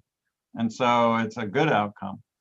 I would say there is a law professor, I believe he's at Yale University, Tom Tyler, who's done a lot of work on the issue of whether people think that they've been treated fairly in the judicial process or through police interactions. And people can tell the difference. And there was a fantastic book done by a team of researchers in Kansas called Pulled Over.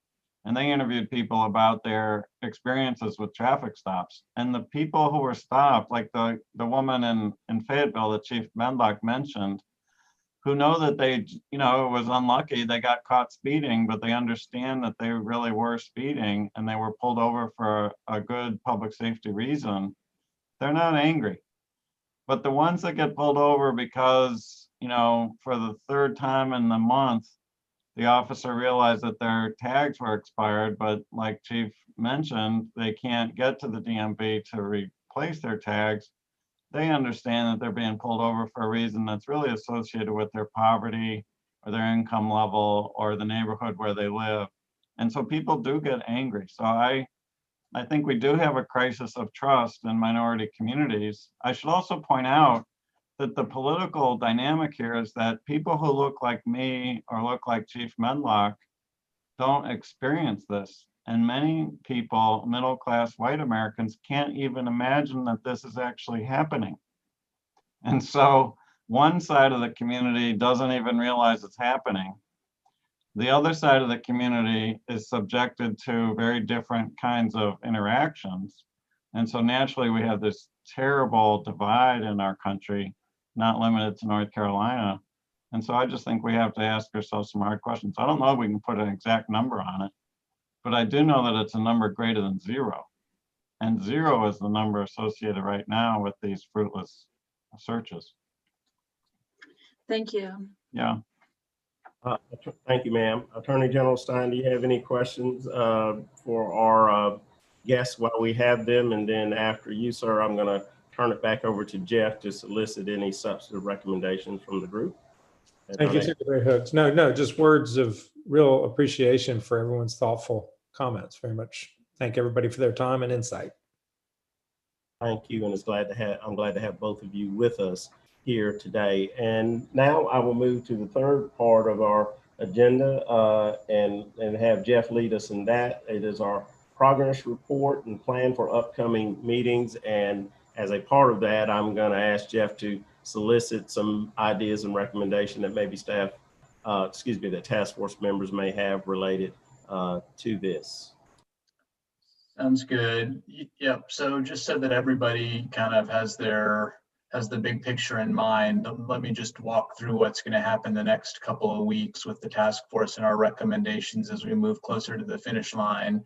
And then I'll circle back to the question of what proposed recommendations people have coming out of this meeting.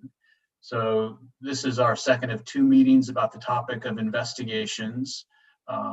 After this meeting, and based on the conversation that we have in this meeting, Greg and I will put together a list of proposed or possible recommendations that we'll send out to the group for a preliminary survey and comment, as we have done with several other topics recently.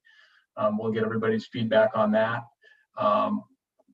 Meanwhile, tomorrow is a full task force meeting, as you all know. At that full task force meeting, the working group's recommendations on community policing and 2 recommendations on reinventing public safety will be brought to the full task force for its consideration.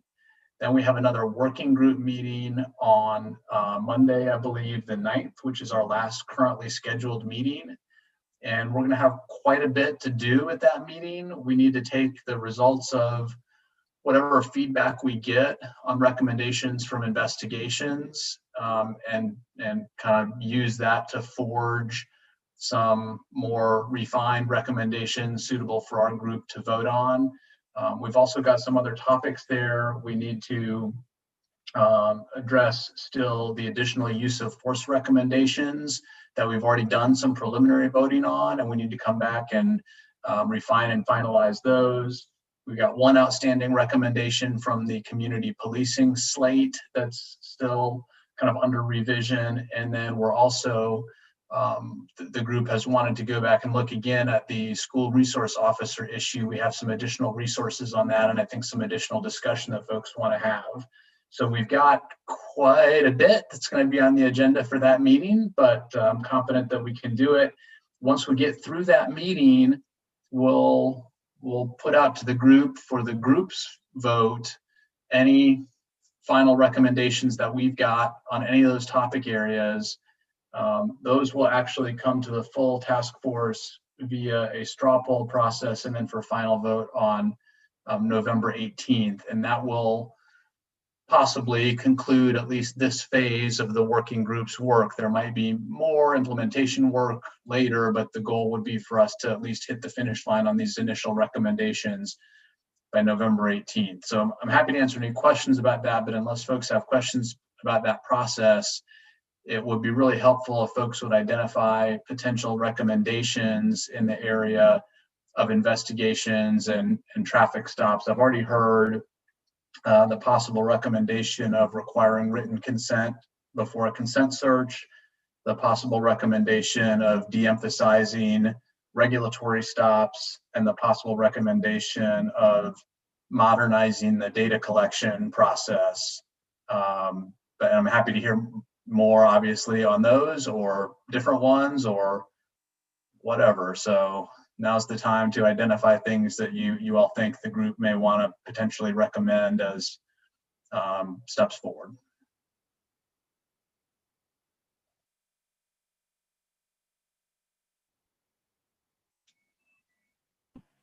Okay, I'll jump right in since everyone seemed quiet.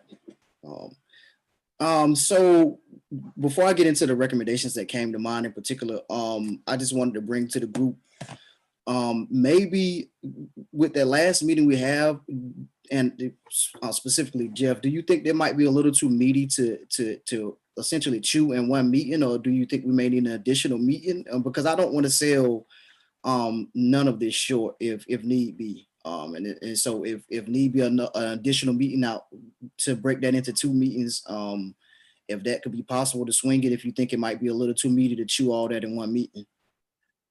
I would defer to the group and the chair about that. I take your point, and particularly with regard to SROs, at one point there was some discussion about, should we have an educator come? Should we have a student come? If we want to do sort of a full workup like that, it's going to be potentially challenging to fit that in with everything else, but we're also, we are getting close to the finish line. So I guess I'd defer to what y'all's preferences are there.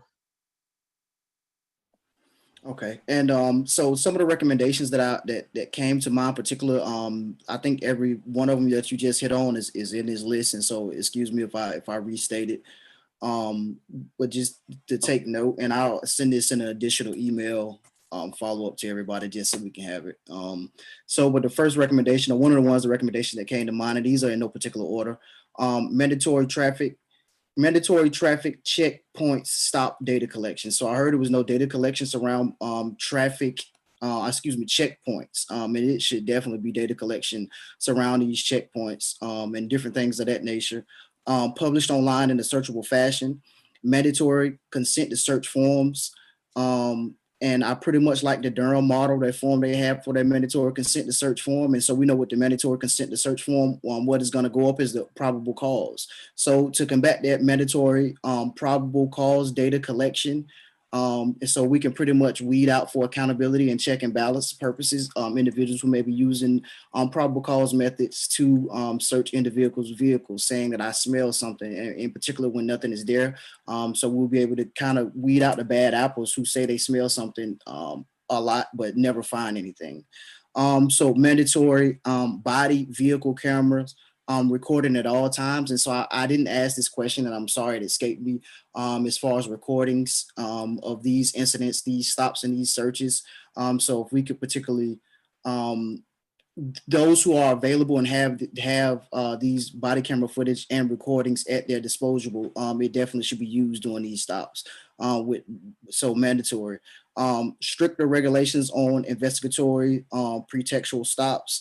Mandatory traffic stop data collection participation. I know, I think it was Mr. Parker who stated kind of some agencies don't participate within these data collections for specific reasons, being that their populations is too small or anything of that nature. But I feel like everybody should participate in this process, regardless. If it's only one person in their county, they should participate in this process. Mandatory specific data with flat file regulations, and I'll defer to Mr. Parker, if you could kind of coordinate, if possible, with Jeff to kind of come up with a recommendation surrounding the flat files and the implementation, the modernization of that recommendation, because you're more abreast and know the proper terms and different niches that need to be hit. Mandatory agency supervision, oversight, review of all data collections that's collected for accountability purposes. And so what particularly this recommendation is saying, that the agency in which this data collection is coming from, that their supervisors really take a deep dive into these different types of data collections to see what their officers, under their command are really doing, and we can kind of stop what's going on there for transparency and check and balances purposes. More transparency on SBI dashboard traffic stops. So we need to, if we could get more transparency on the SBI dashboard traffic stops, and we can kind of get into not just a county overview, but each department overview, that would be great for transparency and accountability. And excuse me, y'all, it's a lot. I know it's a lot, but it's a lot we got, and it's a lot that come to mind. I know y'all thinking, when is he gonna stop? But I got a few more left, I promise. So stop, stop regulatory non-moving vehicles stops in neighborhood unless safety concerns. So meaning, so if this non-moving or just a regulatory stop, if those particularly being utilized in neighborhood areas, if we could kind of come up with some type of recommendation to de-emphasize, and I think that's the verbiage that you used earlier, Jeff, de-emphasize that from happening pretty much, and de-emphasize regulatory stops on vehicles all in general, with heavy emphasis, particularly at stoplights. I think that is kind of petty and what leads to the root cause and racial biases to be running these plates for regulatory stops at traffic stops. And it happens all the time. It happens to me all the time, honestly. And I can actually see them running my tags at a traffic light to nitpick and pull somebody over.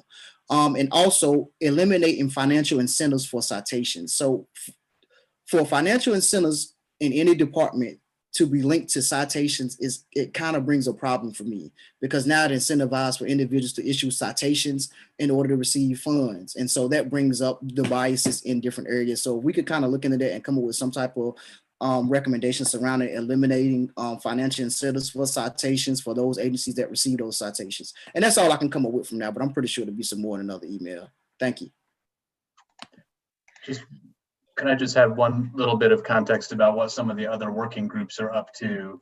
I know that working group 1 just this morning, I believe this is right, Jasmine, but correct me if I'm wrong, has approved a recommendation out of the working group to require body cameras in all agencies across North Carolina. So that may, and I think it would be required to be worn or used by all officers doing a patrol function. So that may get to that particular recommendation. Just That's right. To mention that, yeah.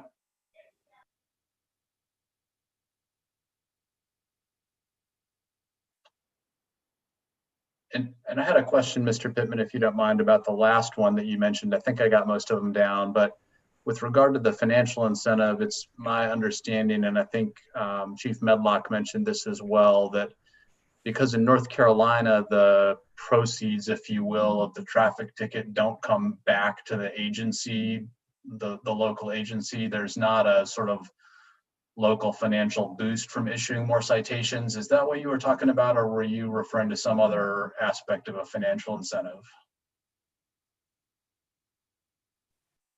Yes, I was referring to financial incentives as if it came back to specifically that department for issuing these citations. And I think I heard the chief speak something of that, and that popped in mind. It was like, no, this ain't right.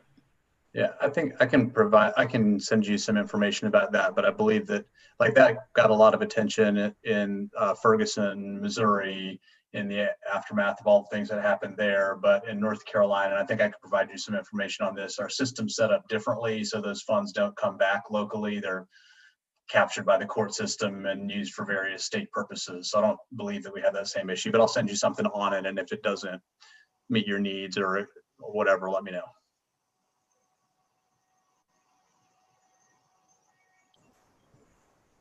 Did other folks have recommendations that y'all wanted me to jot down while we're brainstorming? I'll have to get back with you. I thank you for the presenters. But one of the things, I hope you can hear me, is I agree about the consent search and the form from Durham. And also that was not mentioned, maybe I missed it in my narcoleptic state, is that when traffic stops reduce trust when there are multiple vehicles, multiple, at least in my travels through North Carolina in pre-COVID times, that really reduces the trust. So why is a 100-pound woman got 4 cars around her and she's sitting there and you got body cams? So look at the number of officers of the incident of the neighborhood also. And it's not a drug stop, it's just a traffic stop. Thank you, ma'am. We were certainly able to hear you and appreciate the insight. Anyone else have any recommendations? And just as Ms. Maxwell stated, you know, she may send some in, and Mr. Pittman as well. You certainly have that option. But while we're here online, I want to open it up and to see if you have any expressions that Jeff and his team can start fleshing out for us. Oh, go ahead. I was just going to say real quickly that I don't necessarily have any recommendations at this point, but I did want to echo Mr. Pittman's observation about it appears as though we have a lot to cover, and I just want to put out there that I would be more than happy to have an additional meeting to ensure that we give enough time to the recommendations and conversation around the recommendations. More than anything, that's what I wanted to say. Thank you, Ms. Wynn. What I'll ask perhaps Greg to do is to kind of send out like a quick poll for the members, and that way we have everybody weigh in if they have enough opportunities to add another meeting, and perhaps maybe when some of the best days for that could be as well. I'll jump in and say something, Mr. Secretary.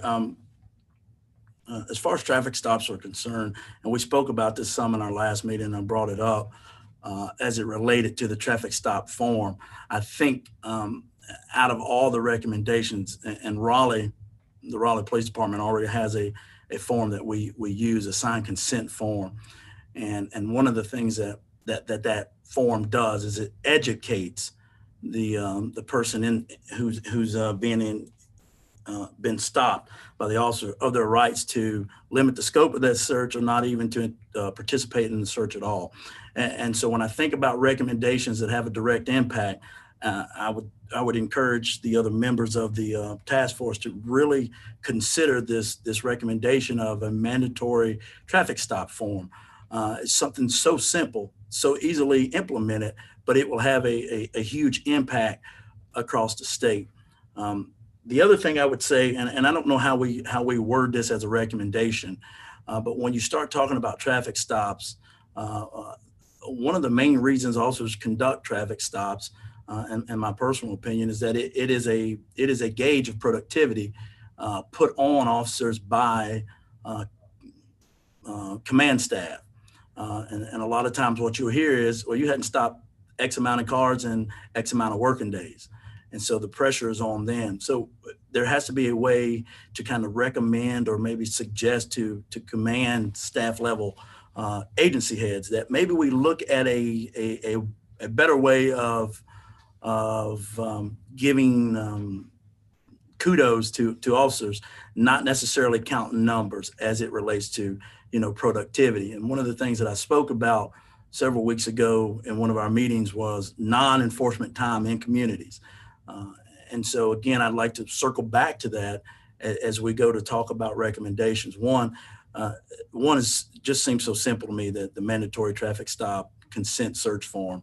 I think it's a must, but it's my opinion. And then two, we start talking about non-enforcement time in communities. If we can find a way to word that to where it is a level of productivity mark for officers, you'll find that they'll do it. Why do we stop so many cars? Because people give you praise and it looks good on your resume when you have a bunch of traffic stops. Same thing with anything else. So those things that are praised, we're going to go out and do. And my last point on that will be probably a bigger or a grander scale. If the legislation gets involved and they remove those things as mechanisms, then we simply won't do them as well. And I know that's on down the road a little bit, but it's something to think about. But if we want to have an impact and we want to have an immediate impact on a recommendation, that mandatory consent search form I think is the way we need to lean. That's just my opinion.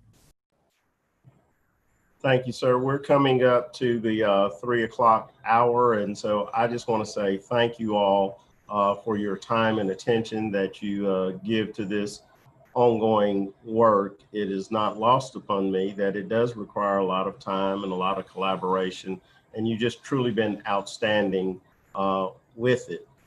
It also dawns on me as I sit here to know that you not only have impact on this task force, but you have impact on communities all throughout North Carolina. So I'm going to give a plug because I am the state coordinator for this pandemic because we are in a state of emergency. So wherever you're at, please encourage people to wear their masks, wait 6 feet apart, and wash their hands. That's the only way we can flatten the curve and that we can continue to save lives. So while we're trying to impact those lives, and I see it, Chief, and up there. So while we're trying to impact those lives all across all of our communities, let's stay engaged about saving lives and promoting where we need to be as we address this pandemic. And so I thank you for your time. I look forward to the exchange of emails, and Greg's gonna check on scheduling for us and availability. And then Jeff and the rest of the staff will no doubt send additional information out as well as we move forward together. Thank you all. Thank you.